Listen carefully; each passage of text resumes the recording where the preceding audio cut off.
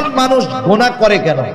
দেখবেন যার দেহের মধ্যে শক্তি আছে ওর গুনাহ করার আগ্রহ বেশি হয়, কিন্তু যেটা দুর্বল হয়ে যায়, অসুস্থ হয়ে যায়, আপনি হসপিটালে গিয়ে দেখবেন যেই লোকটা যৌবনকালে সারা জিন্দেগি মানুষের উপরে জুলুম করেছে, অত্যাচার করেছে, অন্যেরটা মেরে খেয়েছে, ওই লোকটা যখন হসপিটালের বেডে দুর্বল হয়ে গেছে, ওর চাইতে বুজুর্গ আর কেউ নেই। ঠিক কিনা বলেন?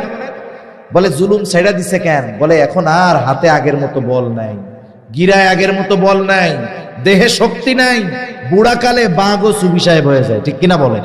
তার মানে দুর্বলতা তাকে পেয়ে বসার কারণে সে পাপ ছেড়ে দিয়েছে। এখন আমরা তো অনেকে সবল আছি, শক্তিশালী আছি, তাহলে আমরা পাপ ছাড়বো কেমনে?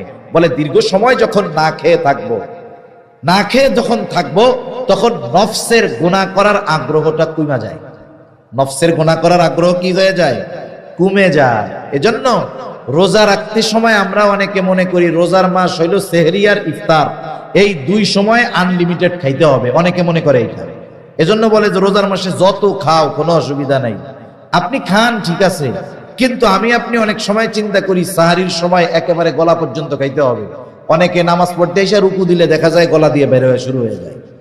আসলে কি সাহারি এই জন্য খাইতে বলছে নাকি নবীজি? সাহারি খাবেন, আল্লাহ রাসূল সাল্লাল্লাহু আলাইহি ওয়াসাল্লাম বলেছেন তাসাহহারু ফাইন্না ফিস সাহুরি বারাকা, তোমরা সাহারি খাও কারণ সাহারির মধ্যে কি আছে?